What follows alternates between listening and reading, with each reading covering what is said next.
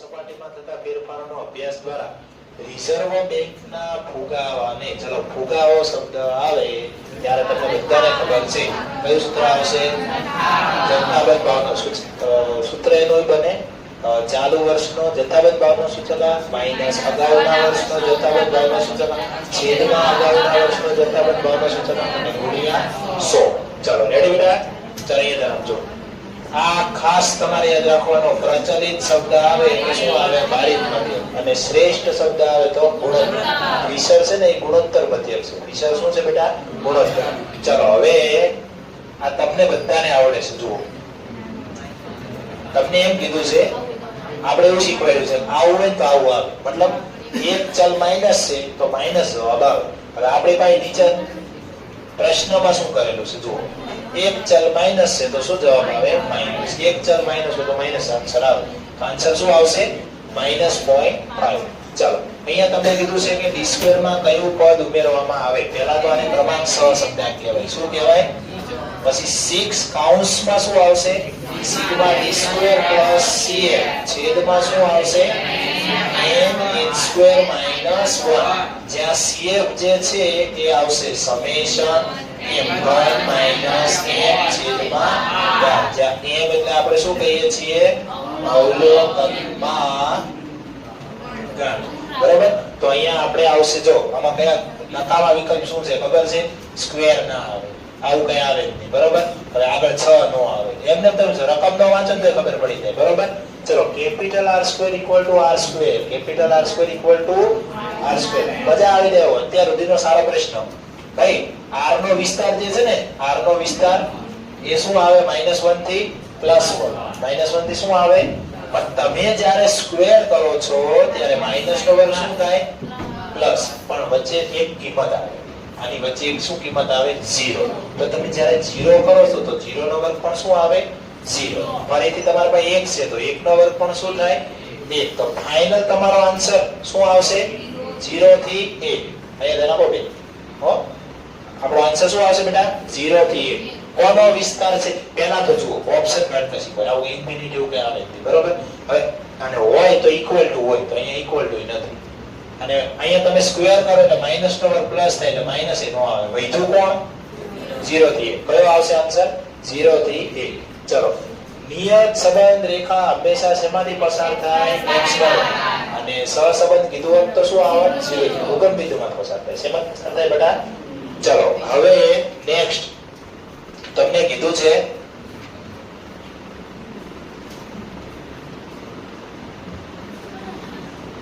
ચલો બેટા નેક્સ્ટ જોઈએ. સુરેખ વલણ શોધવા માટે સુરેખ સમીકરણનું અન્વયોજન. અન્વયોજન શબ્દ આવે એટલે શું આવશે? જો આમાં છે ને 3 વસ્તુ તમે બોલી શકો. અહીંયા આપો 3 વસ્તુ બોલી શકો. સૌથી સરળ રીત પૂછે તો કઈ આવે? આ સચોટ જવાબ વાળો ન્યૂનતમ હોય. ટૂંકો ગાળો હોય શું આવે? ચલિત છે. પણ એ તમારે નથી આવતા. અને કાર્લ પિયર્સન તો સુરેખ વલણમાં આવે જ નહીં. બરાબર? એની રીત વપરાય ટી વાળી. બરાબર? બાકી કાર્લ પિયર્સન ક્યાં આવે? સહસંબંધમાં આવે. ક્યાં આવે? સહસંબંધ. ચલો, વેપારીઓ અને ઉત્પાદકો કોણ? સમયાંતરે વેચાણ અને ઉત્પાદનનું સમયપત્ર. અહીંયા ચોખ્ખું કીધું છે. કોણ? વેપારી અને ઉત્પાદકો સમયાંતરે વેચાણ અને ઉત્પાદનનું સમયપત્ર કયા ઘટકને આધારે બનાવે? એક ઓપ્શન ખોટો છે, યાદ છે. પછી વલણે નો આવે. લાંબા ગાળે એ લોકો નો જોતા હોય. હવે આપણે 2 ઓપ્શનમાં લડવાનું. હવે આમાં કઈ તેજી મંદી એવું કઈ નો આવે, એટલે ચક્રીય નો આવે. એ લોકો મોસમ આવે. વેપારી હોય તો એ લોકોને અમુક પર્ટિક્યુલર વસ્તુ વેચતા હોય ઉત્પાદન કરતું, તો એની શું આવે? મોસમ. અને મોસમ કેવો ઘટક છે? નિયમિત. એક વર્ષથી કેવા ગાળો હોય? ટૂંકો ગાળો. કયો આવશે? ચલો, a/b અને એકબીજા ઉપર શું છે? શરતી વિધાન. શરતી વિધાન આવે એટલે શું આવશે? નિરપેક્ષ. શું આવશે? નિરપેક્ષ. રેડી? સંભાવના કોની વચ્ચે હોય? આવું ક્યાં હોય જ નહીં. બરોબર? આવું ન હોય. હવે તમે લડવાનું આ 2 ઓપ્શનમાં. તો આ શરત સાચી છે, આ ખોટી છે. તો શું આવશે? 0 થી 1. ચલો હવે આપણો ફેવરેટ ભાગ 2 આવ્યો. બરોબર? તમને શું પૂછ્યું છે એ પહેલા જુઓ. Sigma x². બોલો, મધ્યક. મધ્યકને શું કહેવાય? મ્યુ. શું કહેવાય? અથવા e(x) કેટલા આપેલા છે? 3. વિચરણ 7 છે બેટા. વિચરણ શું છે? પેલા તો વિચરણને શું કહેવાય? v of x. વિચરણને શું કહેવાય? તો v of x નું સૂત્ર તમને ખબર હોવું પડે. Sigma x square minus sigma x આખાનો અહીંયા આખાનો વર્ગ સમજવાનો, બરાબર? ચાલો, સિગ્મા x સ્ક્વેર આપણને પૂછ્યા છે. મધ્યક કેટલા છે? 3. વિચરણ કેટલા છે? 7. મધ્યક તમને કીધા છે 3, બરાબર? અહીંયા તમારે આ શોધવાનું છે. તો અહીંયા શું આવશે? 3 નો વર્ગ. ચલો બેટા, 3 નો વર્ગ શું થશે? માઈનસ 9 આ બધા આવે તો પ્લસ થાય.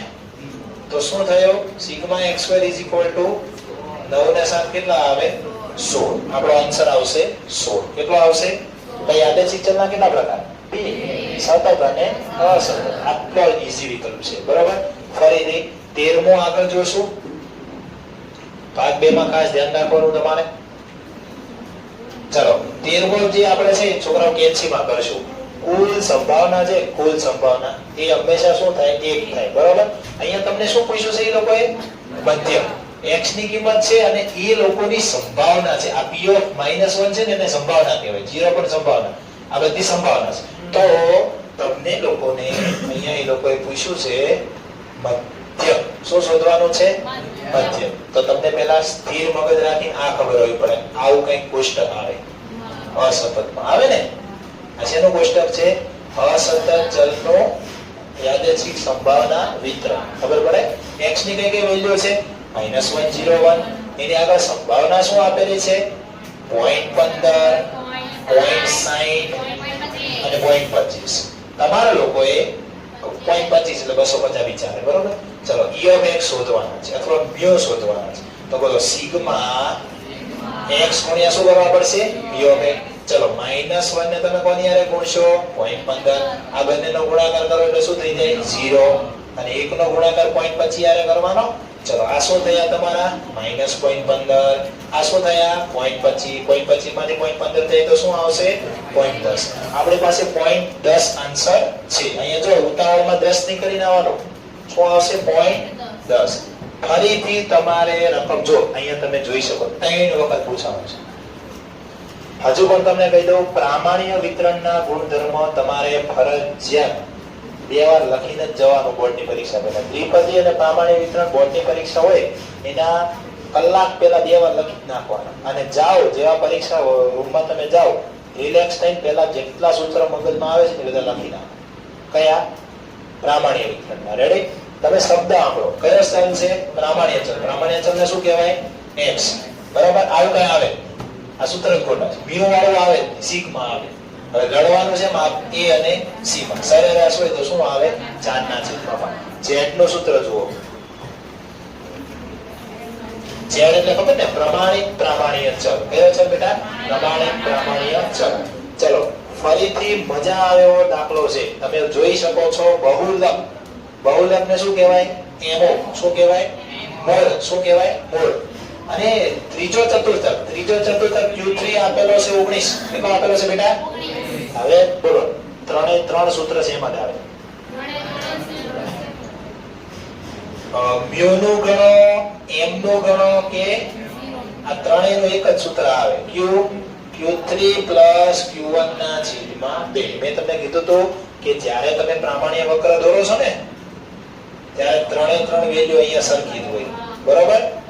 3 વેલ્યુ અહીંયા આવે તો 3 માટે સેમ સૂત્ર આવશે, બરોબર? તો આપણે અહીંયા એમો આપેલો છે તો એમો નું સૂત્ર બનાવીશું. તો અહીંયા લખશું આપણે બેટા એમઓ q3 q1 ના છેદમાં 2. ચલો, એમઓ કેટલું? 11. q3 કેટલા છે? 19. q1 ખબર નથી. q1 એટલે ખબર ને? પ્રથમ ચતુર્થક. q1 એટલે શું આવશે? પ્રથમ ચતુર્થક. 11 દુ 22 19 q1. રેડી? તો q1 આપણે શોધવાના છે તો 19 આ બાજુ આવશે તો 22 - 19 આન્સર આવશે 3. અને 3 ઓપ્શનમાં છે એ ઓપ્શન આવશે. શું આવશે બેટા? એ ઓપ્શન. ચલો, નેક્સ્ટ આગળ વધીએ. અને તમારા રાઉન્ડમાં 3 પેપર છે ને, એટલે આપણે 20 વિકલ્પ તો ખોટા પડવા જ ન જોઈએ. રેડી? પહેલા રાઉન્ડમાં 3 પેપર છે ને? 6 રાખ્યા છે. અમુકને 3 હશે ને અમુકને 6. તો આમાં હું આજે તમને જેટલા 6 6 કરો એટલે 20 વિકલ્પ તો ખોટા પડવા જ ન જોઈએ, બરોબર? ચાલો, વાસ્તવિક સંખ્યાનો માનાંક હંમેશા કેવો હોય? અવરોધ. કારણ કે માનાંકની ખાસિયત છે બેટા, -3 છે, બહાર આવે તો +3. તો માનાંક કોઈ દિવસ ઋણ નથી હોતો, તો કેવો હોય છે? ધન. તો ધન માટે બીજો કયો શબ્દ છે? અવરોધ. કયો શબ્દ છે? જો અહીંયા 18મો તમે વિકલ્પ જુઓ તો તમને કન્ફ્યુઝન થશે કે મને સામીપ્ય આપેલું છે, હકીકતમાં સ્ટાર આપેલો છે. શું આપેલો બેટા? સ્ટાર. તો એને કહેવાય છિદ્રિત સામીપ્ય. શું કહેવાય બેટા? તો તમે જુઓ અહીંયા આપેલું છે n સ્ટાર a ડેલ્ટા, બરોબર? એને તમારે લખવાનું છે. આ એનો મતલબ શું થાય તો તમે સમજો. આને કઈ રીતે લખાય? બોલો. n a ડેલ્ટા, પછી શું આવે? માઈનસ છગડીયા કૌંસમાં a. શું આવશે બેટા? a. હવે છગડીયો કૌંસ પાછળ ન હોય એવા ઓપ્શન કાઢી નાખો, છે ને? તમને નો ગણતા આવડતું હોય આવડી જાય. જુઓ, પાછળ છગડીયો કૌંસ આવે એટલી ખબર હોય તો હવે અહીંયા તમે જોઈ શકો છો એ તમારા કેટલા છે? 5 ડેલ્ટા 2 એ કાઢી નાખો, માઈનસ કરો એટલે અહીંયા કેટલા આવશે? 5. ચલો, આ તો સૂત્ર જ કરવાનું છે. જો જુલાઈ 2022 માં પૂછાઈ ગયું, આગળ 20 માં બી પૂછાય, ગયા વર્ષે પૂછાણું. તો પહેલા એટલું તમે સ્થિર મગજ રાખો. પહેલા છે તમે વ્યવસ્થિત સૂત્ર લખી નાખો, પછી ઓપ્શન સામે જુઓ. આ ઓપ્શન તો નકામો જ છે, માઈનસ આવે એટલે. હવે અહીંયા જુઓ, બાજુ સરખો ન આવે, બાજુ સરખો આવે આવો કોઈ વિકલ્પ જ ન હોય કે વૈધું એક જ, બરોબર? હવે આનો તમે સમજો, માનની મૂલ્ય સાપેક્ષતા એટલે શું? માનમાં થતો ટકાવારી ફેરફાર ન આવે. ટકાવારી ફેરફાર, ઓકે. હા, આપણે ગુણ્યા 100 તો ઉડાડી દીધા, બરોબર? આ છેદમાં શું આવશે? કિંમત. અને એકબીજાની વિરુદ્ધમાં જાય એટલે અહીંયા શું નિશાની આવે? માઈનસ. ચલો, અહીંયા બહુ સરસ છે. જુઓ બેટા, આ થોડો આમદાની જે વાળો સવાલ છે ને એ થોડો યોગ્ય સવાલ કહેવાય છે સુધી. બાકી બધું હેલું જ છે. પહેલા r નું સૂત્ર આવડવું. r બરાબર શું આવે? p ગુણ્યા. હવે આમદાની ફરી સમજાઈ દઉં તમને. જુઓ, p એટલે કિંમત, 10 રૂપિયા વાળો રમકડો, x એટલે માંગ, કિંમત, બરાબર? અહીં માંગ અને કિંમત. 5 રમકડા લાવો અથવા 5 રમકડા વેચો તો 5 દર કેટલા રૂપિયા આપે? 50 રૂપિયા તમારી આવક થાય. આવક એટલે આમદની, બરોબર છે? હવે આપણે સૂત્ર પ્રમાણે બનાવીએ. તો અહીંયા શું આપેલું છે તમને? p. શું આપેલો છે? p નું સૂત્ર શું છે? a - bx. અને ગુણ્યા શું આવશે? x. ચલો, x અંદર ગુણો તો શું બને?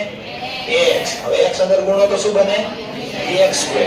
શબ્દ તમને ખાલી આમદાની વિધેય પૂછ્યું છે, સીમાંત આમદાની એવો શબ્દ વાપર્યો નથી. હવે જો તમે ઉતાવળ કરી નાખો, શું કરી નાખો? અહીંયા ઓપ્શન એવા સેટ નથી કરેલા એકે, નકર તમે સીમાંત ગોતી નાખો, ખોટું પડે. તમને ખાલી શું નક્કી કરવાનું કીધું છે? વિધેય. શું નક્કી કરવાનું કીધું? વિધેય એટલે ફંક્શન. તો ફંક્શન x ના રૂપમાં હોય. હવે તમે ઓપ્શન સેટ કરો. જો અમુક ઓપ્શન તો તમને નકામા દે. આ કન્ફ્યુઝ કરવા આવ્યું છે. આ ખાલી એ છે એટલે નીચે આવે, બરોબર? તો શું આવશે ઓપ્શન આપણો? ડી. આ તમારો ડી જવાબ આવે. રેડી? ચલો, એ સેક્શન ઓકે. આગળ વધીએ. ખાલી તમને સૂત્ર પૂછ્યા છે. શું પૂછ્યું છે બેટા? ચાલો, અહીંયા તમને ખાલી એ લોકોએ સૂત્ર પૂછેલા છે. નાણાંની ખરીદ શક્તિ એટલે શું આવશે? 1/છેદમાં જીવન નિર્વાહ ખર્ચનો સૂચકાંક ગુણ્યા 100. અને વાસ્તવિક વેતન એટલે શું આવે? વેતનના છેદમાં જીવન નિર્વાહ ખર્ચનો સૂચકાંક ગુણ્યા 100. ધ્યાન છે? ચાલો, હવે r નું ચિહ્ન કોના પર આધારિત છે? તો સહવિચરણ. હમણાં આપણે આગળ જોયું હતું. ફરીથી તમને એવું રિમાઇન્ડ કરાવી દઉં. કોએશન ઓફ xy ના છેદમાં sx sy. આના ઉપર ડિપેન્ડ છે. પ્લસ હોય તો r પ્લસ આવે ને, e માઈનસ હોય તો r માઈનસ આવે ને, e 0 હોય તો જવાબ શું આવશે? 0. એ બહુ સરસ પ્રશ્ન આવ્યો છે. જુઓ, બહુ એટલે બહુ સરસ. b ગ્રેટર ધેન 0 અને b લેસ ધેન. પહેલા આ સમજો તો આવડશે કે x ની કિંમત પરથી, x ની જ્ઞાત કિંમત પરથી તમે શું લગાડો છો? y નો અંક. તો તમારે અહીંયા ગ્રેટર ધેન 0 હોય ત્યાં શું કરવાનું? બોલો, x ની કિંમતમાં 1 એકમનો વધારો કરવામાં આવે અથવા ફેરફાર કરવામાં આવે. તો y ની કિંમતમાં ગ્રેટર ધેન શબ્દ હોય તો કયો શબ્દ વપરાઈ જવો જોઈએ? વધારો. અને લેસ ધેન શબ્દ હોય તો y ની કિંમતમાં કયો શબ્દ આવવો જોઈએ? ઘટાડો. અને કેવા અર્થઘટન જે ગયા વર્ષે પૂછાણું છે, બરોબર છે? અત્યારે તો આમ તો ગયા વર્ષે ના કહેવાય, 2025 આવે છે, એટલે એના આગલા પેપરમાં 2023 માં કયા ઘટકોને લીધે અલ્પકાલીન વધઘટ થાય છે? બે ઘટક. કયા? મોસમી અને ચક્રીય આવશે. કયા આવશે બેટા? મોસમી અને ચક્રીય. યાદચ્છિક પ્રયોગ અને સાનુકૂળ પરિણામો. યાદચ્છિક પ્રયોગ એટલે તમે ચાન્સ પર આધારિત ઘટના હોય, ચાન્સ પર આધારિત ઘટના, દાખલા તરીકે સિક્કો ઉછાળો છો, પાસો ઉછાળો, આ બધા કયા પ્રયોગ કહેવાય? યાદચ્છિક પ્રયોગ. અને એમાં જે કુલ પરિણામો મળશે એ તમારા સાનુકૂળ પરિણામ ના થાય, પરંતુ તમે જે ઘટના માટે પ્રયત્ન કરી રહ્યા છો એમાં તમને જે પરિણામ મળે એ તમારા કયા થાય? સાનુકૂળ પરિણામ. દાખલા તરીકે તમારે સમજવું હોય તો તમે પાસો ઉછાળો છો, તો પાસા માટે 1 2 3 4 પાસો ઉછાળો છો એ પ્રયોગ છે. પાસો ઉછાળો એ શું છે? યાદચ્છિક પ્રયોગ. યાદચ્છિક પ્રયોગ એવો કહેવાય કે જેમાં પરિણામ મળે ને મળે. બરાબર? પરિણામ જ્ઞાત હોય. પરિણામ કેવા હોય? જ્ઞાત. હવે આ જે 6 એ 6 પરિણામ છે એ કુલ પરિણામ છે, પણ તમને એમ કે બેકી સંખ્યાના મળે તો કયા આવે? 2 4 6. કયા આવશે? 2 4. તો આ જે 3 પરિણામ છે એને આપણે શું કહીશું? સાનુકૂળ પરિણામ. એ મોસ્ટ એમ્બી સવાલ. મધ્યક અને વિચરણ વચ્ચેનો શું સંબંધ છે? ફરીથી તમારા દ્વિપદી વિતરણના ગુણધર્મ થઈ ગયા. 12મા ધોરણ વાળા માટે દ્વિપદી વિતરણ અને પ્રામાણ્ય વિતરણ મોસ્ટ એમ્બી સવાલ છે. કેવા સવાલ? આમાંથી પૂછાય. હું તમને ગેરંટી આરે કહું કે આમાંથી 5 માર્કનો રોકડિયા માર્કનું બેઠું કોઈ દાખલો નહીં, બેઠા જવાબ આવે ને એવું પૂછાશે. ત્યાં તમને લખીને કહી દઉં, બરોબર? ગેરંટી આરે. ચલો ફરીથી તમને જો મજા આવે એવો સવાલ છે. મધ્ય પ્રથમ ચતુર્થક આપેલો, શું શોધવાનો? આપણે આગળ ચર્ચા કરી પ્રમાણે 3 3 નો સૂત્ર સેમ જ આવે. બોલો, Q3 Q1 ના છેદમાં 2. Q3 Q1 ના છેદમાં, તો મ્યુ એટલે મધ્યક. મધ્યક કેટલો છે બેટા? 11. આ વખતે Q3 શોધવાનો છે, એટલે Q1 આપેલો છે કેટલો? 3. આપણે આગળ 3 જવાબ લાવેલા. છેદમાં શું આવશે? 2. ચલો 11 દુ 22. Q3 3. તો 3 આ બાજુ આવશે એટલે આન્સર શું આવશે બેટા? 19 એટલે 19 આન્સર આવશે. કેટલો આન્સર આવશે બેટા? અને આ પણ જો 2 વાર પૂછાઈ ગયું, એટલે ચોપડી બહાર તો કઈ પૂછવાનું જ નથી, ખાલી થોડુંક મોડીફાઈ લક્ષ વિકલનમાં કરશે. બરોબર? નેક્સ્ટ આગળ વધીએ. જુઓ શું કીધું છે? ચતુર્થક વિચલનની કિંમત 12 હોય તો પ્રમાણિત વિચલન. હવે તમે પ્રમાણિત વિચલનનું સૂત્ર ગોતવા જાવ. હકીકતમાં સૂત્ર ન આવે. પ્રમાણિત વિચલનને શું કહેવાય? સિગ્મા. શું કહેવાય બેટા? તો બોલો, ચતુર્થક વિચલન. તો શું આન્સર આવશે? 2/3 સિગ્મા. ચતુર્થક વિચલન કેટલા આપેલા છે? 12. સિગ્મા એ જ તમારા શું થાય? પ્રમાણિત વિચલન. શું થશે બેટા? પ્રમાણિત વિચલન. તો 4 તરી 12, સોરી 4 તરી 12 અહીંયા ઉડાડો. 6 દુ 12, તો 2 2 ઉડી જાય. તો સિગ્મા કેટલા આવશે બેટા? 6 તરી 18. ચલો તમને થોડુંક ઓકવર્ડ લાગ્યું હોય તો આપણે ફરીથી લખશું. અહીંયા કેટલા લખશું? 12.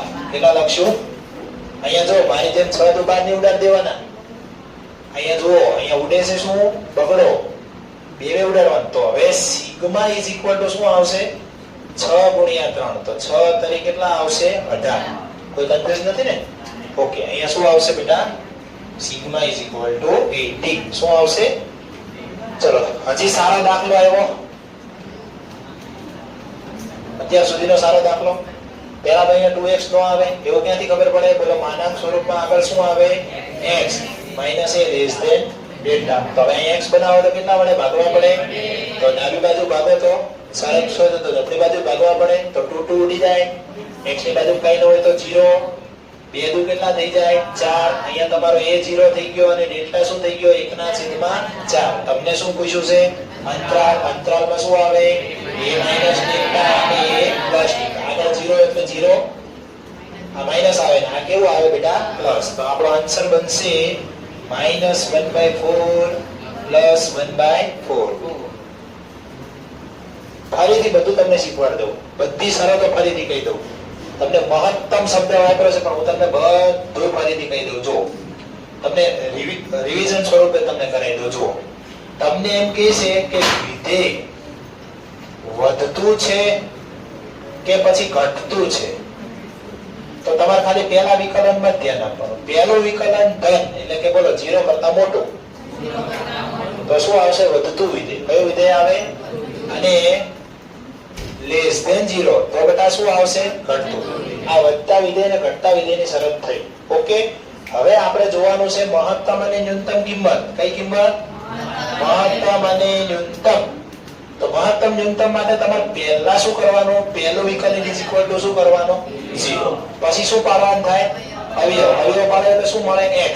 x ને શું કહેવાય? વિધેયના સ્થિર બિંદુઓ. શું કહેવાય? હવે બે શરત આવે. પછી તમારે બીજું વિકલન કરવાનું.